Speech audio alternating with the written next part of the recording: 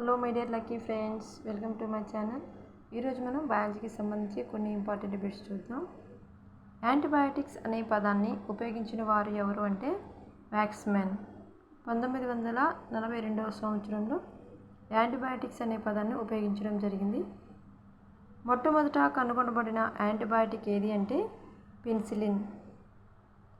పెన్సిలిన్కు గల సాధారణ నామం ఏమిటి అంటే అద్భుత ఔషధం. దీన్ని వండర్ డ్రగ్ అని కూడా పిలుస్తారు. పెన్సిలిన్ను కనుగొన్నది ఎవరు అంటే అలెగ్జాండర్ ఫ్లెమింగ్. పాలను పెరుగుగా మార్చే బ్యాక్టీరియా ఏది అంటే లాక్టోబాసిల్లస్.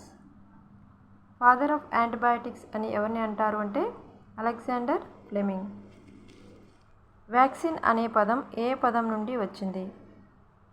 వాకా అనే లాటిన్ పదం నుండి. మీ అందరికీ ఈరోజు ఒక ప్రశ్న. వాకా అంటే అర్థం ఏమిటి? మీ సమాధానాన్ని కామెంట్లో తెలియజేయండి. Thank you for watching.